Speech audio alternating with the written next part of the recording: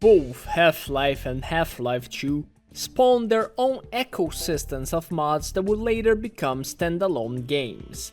The most famous one, of course, is Counter-Strike, which was initially a mod for Half-Life developed by Min Lee.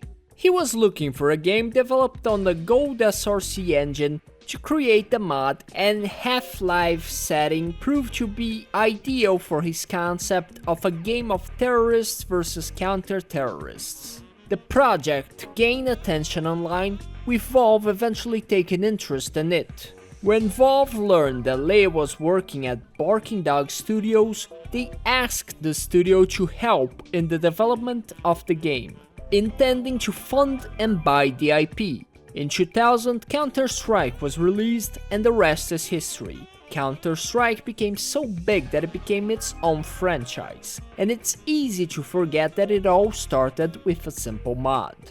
Garry's mod is a little bit more on the nose with the mod in the name, but still it is its own thing, a standalone mod that is sold separately from Half-Life 2. Initially developed as a hobby by Garry Newman, the mod eventually became the programmer's main focus and gained popularity online. Newman's small project eventually grew into a larger scale, culminating in the remake of the mod as the standalone mod through Steam. Newman initially rejected, but his company, Facepunch Studios, eventually found an agreement to split the profits of the game 50-50. The Stanley Parable started with Davey Redden creating a mod that attempted to go against the common narrative tendencies of AAA games, of just forcing players towards a direction, considering what would happen if the players simply didn't follow the game's instructions. Redden had no previous experience with the Source engine, so he had to look online for wikis and forums with information about the Source development kit. A lot of his initial ideas had to be scrapped, as he couldn't figure out how to implement them in the Source engine. Over time, details changed or were added until the mod eventually grew into this standalone game. Chivalry Medieval Warfare also had its origins in a mod made for Half-Life 2 called Age of Chivalry. But not only did it get more complex over time until it became a standalone game, but it also escaped the Source engine. The Source engine had its limitations when it came down to melee combat and bows and crossbows. So when the mod started to take the shape of its own game, it was migrated to Unity, which besides improving the game's combat and movement, also enabled graphic and animation improvements. Before becoming one of esports' biggest phenomena, Dota started as the Defense of the Ancients mod for Warcraft 3. First created by an anonymous designer called You, tons of clones for the mod started to pop up after Warcraft 3 The Frozen Throne was released, with Dota All-Stars being the most popular one. Dota All-Stars creator Steve Fick, alongside his friend Steve Mascon, established an online community for the game, as well as the Dota All-Stars LLC company. Fick eventually left, and in his place came in IceFrog as the mod's lead designer. IceFrog and Mascon didn't get along too well, so IceFrog parted ways with Mascon and formed the Play Dota community website. IceFrog was initially approached by Blizzard to discuss the possibility of making Dota a full-fledged game, but the company made its biggest mistake. Valve, on the other hand, saw the potential of the mod and in 2009 hired the designer to work on a sequel, Dota 2. But then, the Dota LLC trademark was sold by Mascon to Riot Games, which in turn sold the trademark to Blizzard. Years of legal disputes between Valve and Blizzard would take place until Valve won in 2012, and in 2013, Dota 2 finally came out.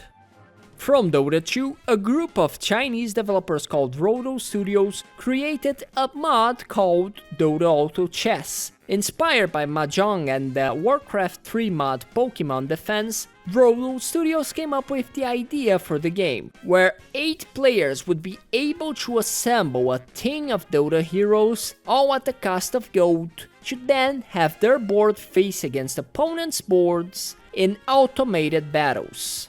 The mod eventually became its own game called Auto Chess, and it spawned the Auto Battler genre, which quickly grew in popularity and spawned a lot of competitors. After losing the legal battle with Valve and realizing the mistake that they had committed, Blizzard decided to chase their own version of a MOBA, Heroes of the Storm. Heroes of the Storm was built from a mod for StarCraft 2. That was supposed to be a demo for the modding capabilities of the game.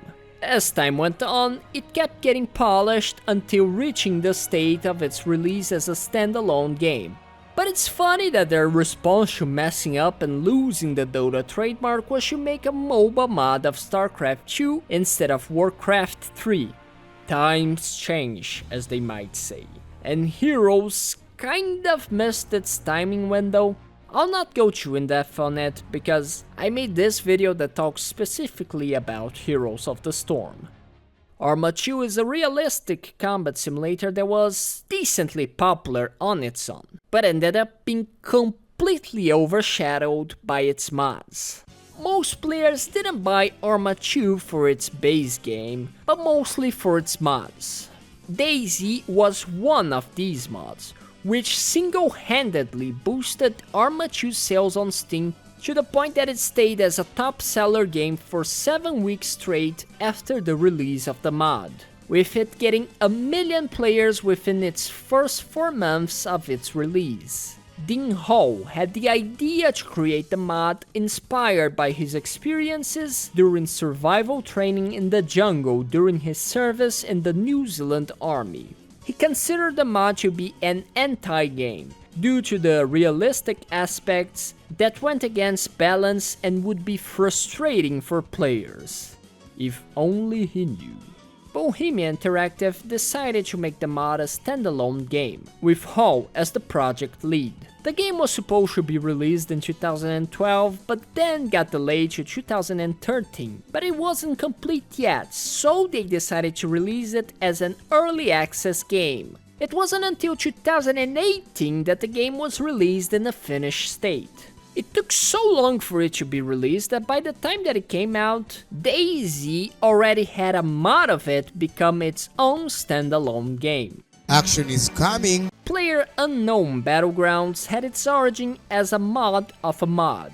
Brandon Green, the game's lead designer, created a modified version of DayZ, DayZ Battle Royale, inspired by the Japanese film Battle Royale and the Hunger Games. His intention was to make a realistic first-person shooter with maps that were harder to memorize and had more randomness to them.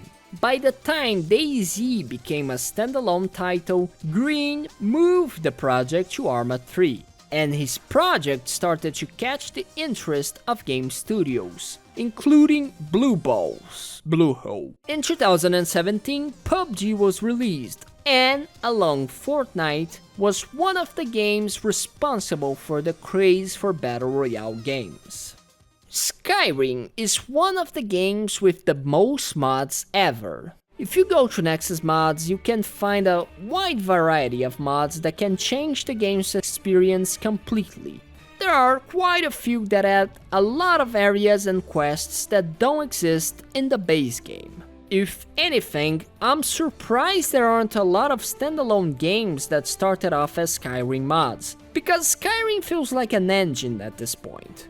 Some dude is even recreating Vampire the Masquerade Redemption on it. Call me when Bloodlines is finished. The Forgotten City used to be one of Skyrim's many complex mods, with its development starting almost right after Skyrim came out. The lead developer, Nick Pierce, spent over 1,700 hours to develop the mod, releasing it in 2015. In 2016, he quit his job and hired developers to establish his development studio, Modern Storytelling. The Forgotten City was adapted to Unreal Engine 4 and took 4 years to develop, with Pierce spending 80 hours a week working on the game to try to avoid crunching his employees. It got to a point where Pierce was even hallucinating after staying up to develop the game. While extremely taxing to develop, the game was extremely well received after its release. If you liked the video, please like, subscribe and leave a comment down below telling me about other games that started off as mods. And thanks for watching, and I'll see you in the next one.